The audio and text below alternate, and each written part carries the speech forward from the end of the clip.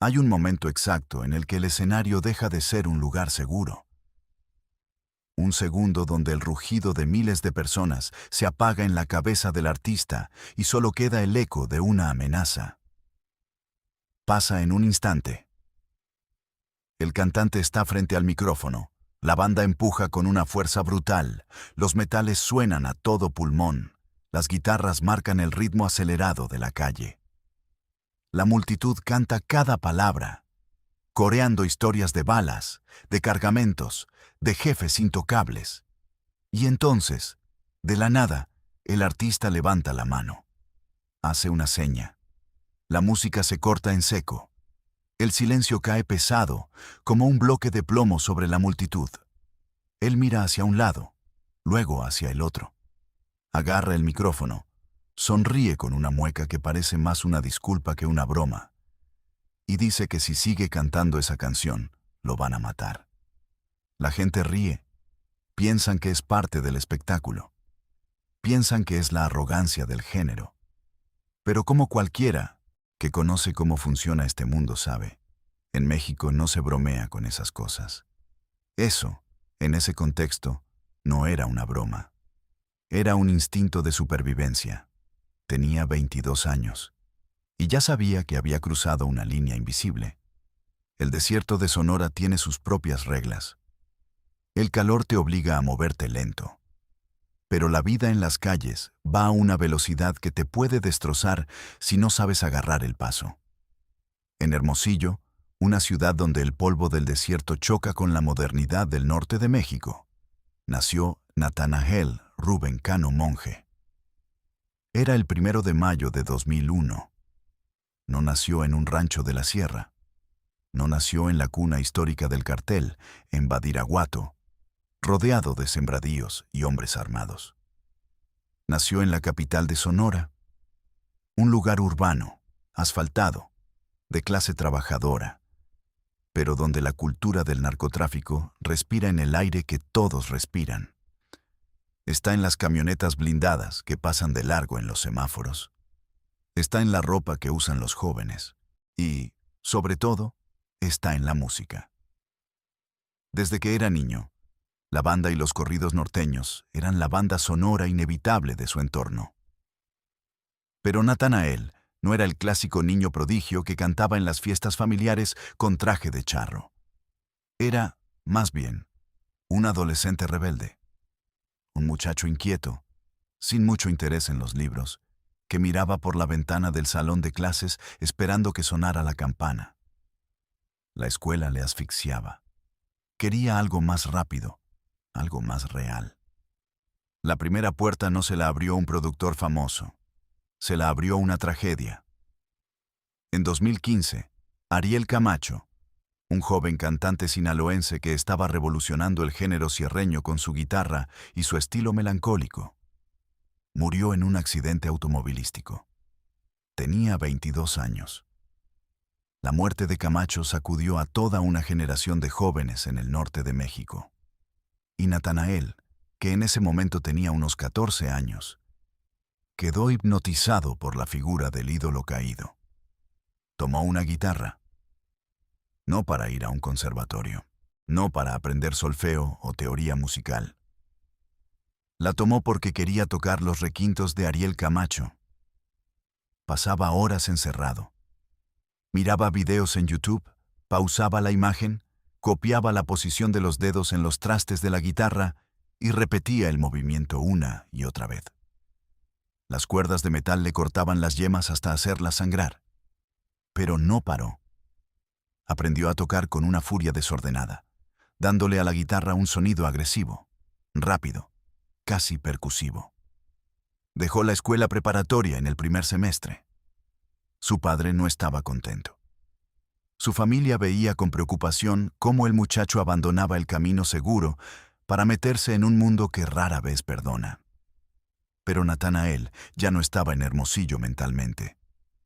Estaba en las calles virtuales del Internet, subiendo videos caseros, tocando en fiestas locales, cantando con una voz nasal, rasposa, imperfecta.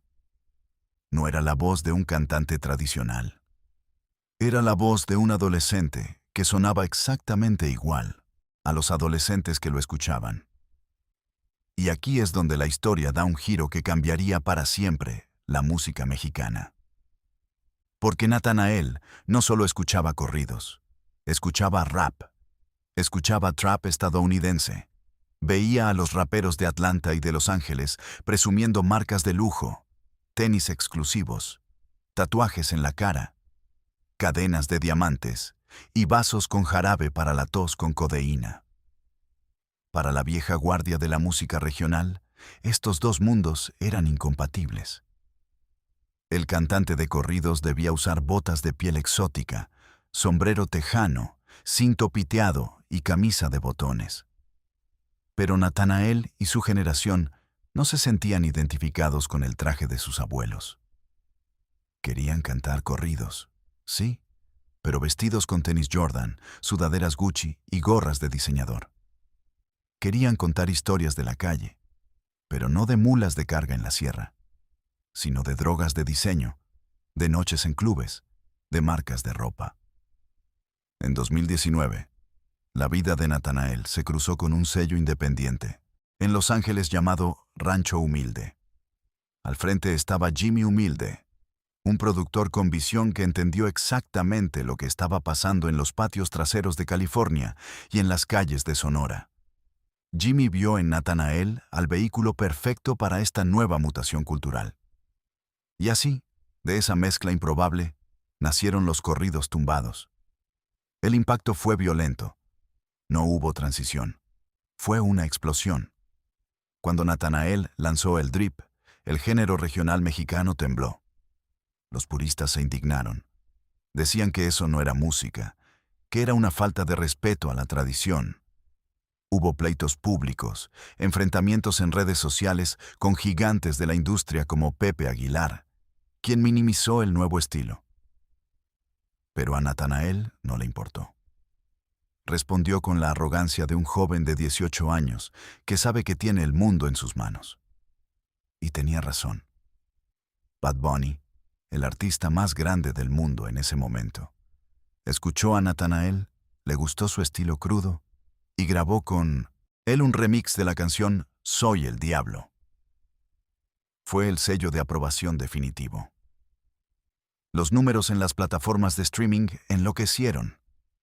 De repente, Natanael Cano era millonario. Viajaba en aviones privados, compraba autos deportivos, se mudó a Los Ángeles, se cubrió el cuerpo de tatuajes, se volvió la cara de un movimiento que derribó las puertas para que después entraran figuras como Peso Pluma, Fuerza Regida y Junior H. Era el rey absoluto de la nueva ola. Pero los corridos son corridos. No importa si los cantas con sombrero o con tenis Balenciaga. La esencia del corrido, desde los tiempos de la Revolución Mexicana, es relatar la realidad de quienes tienen el poder y las armas. Y en el México contemporáneo, el poder tiene nombres y apellidos que nadie quiere pronunciar en voz alta.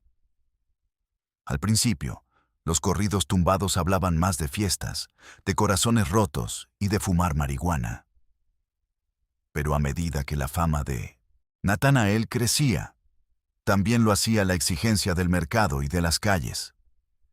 En el mundo de la música regional, el verdadero estatus no te lo dan los premios de la industria. Te lo da el respeto de los pesados.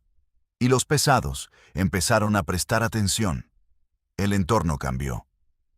Natanael empezó a lanzar canciones que ya no hablaban de su propio éxito, sino que rendían tributo a figuras específicas del crimen organizado. Canciones como CH y La Pizza, una colaboración que se convirtió en un himno en las discotecas, pero que en su letra esconde referencias directas a la chapiza, la facción del cártel de Sinaloa, controlada por los hijos de Joaquín El Chapo Guzmán. En este mundo, cantar para un bando tiene un costo.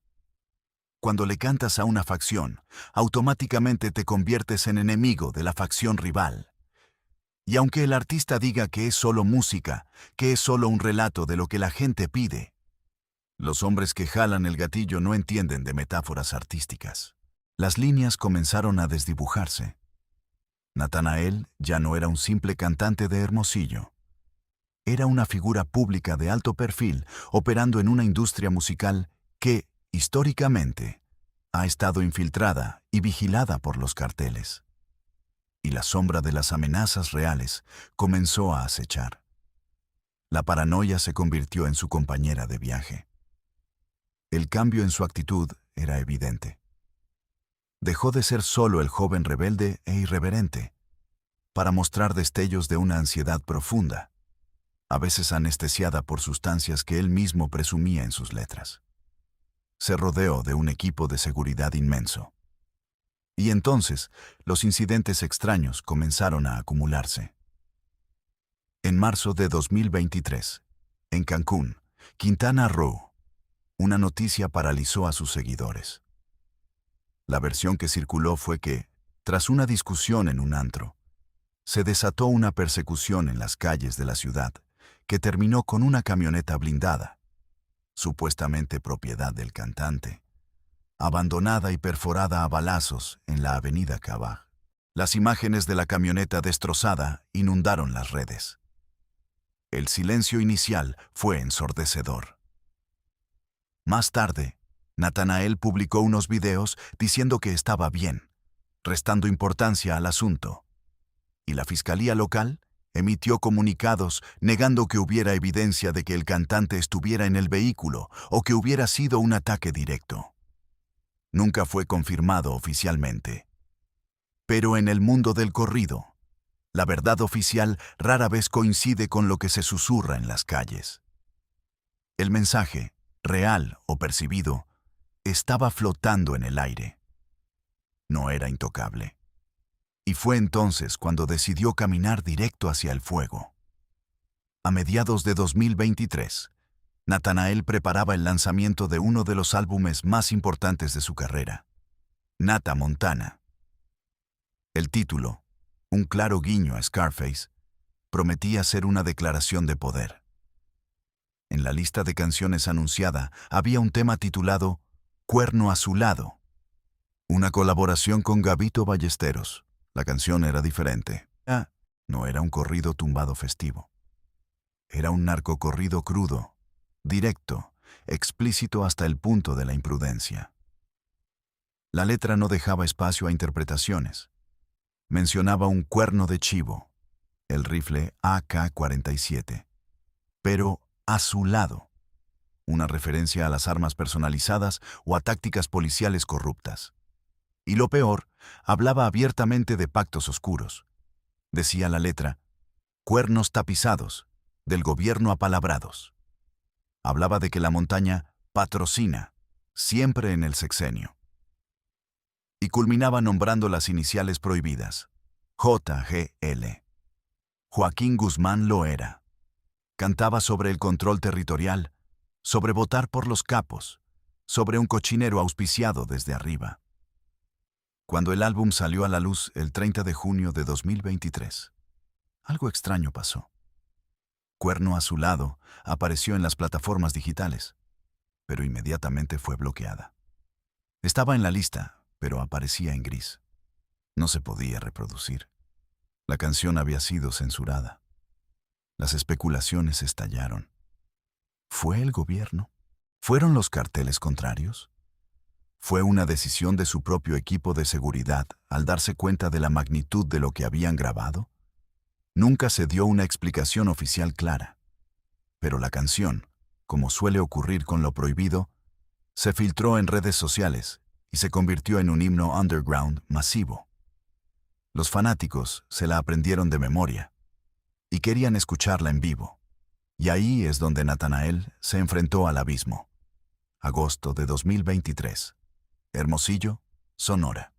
Su tierra natal. Natanael está en el escenario. El público le exige cuerno azulado. La presión es inmensa. Él, en un arranque de adrenalina, cede. La banda arranca con los acordes inconfundibles. El estadio se viene abajo. Natanael empieza a cantar las primeras estrofas. La gente grita con él. Pero de repente, algo cambia en su rostro. La conciencia de la realidad choca contra el frenesí del escenario. Levanta la mano, corta a la banda. El silencio se traga el ruido. Y con una sonrisa nerviosa mirando hacia los lados, suelta la frase al micrófono. Me van a matar. Luego agrega, me van a dar en la madre. Pide que toquen otra cosa. Se ríe, pero sus ojos no ríen. La escena se repitió en otras ciudades, en otros conciertos. A veces decía, me cortan el cuello. La canción maldita se convirtió en un fantasma que lo perseguía en cada presentación. Estaba cantando una verdad que el país entero sabe, pero que nadie tiene permitido gritar por un micrófono. Y como cualquiera que conoce la historia de Chalino Sánchez en Culiacán o de Valentín Elizalde en Reynosa sabe, cuando un cantante de corridos recibe un mensaje para no cantar una canción, el desacato se paga con sangre.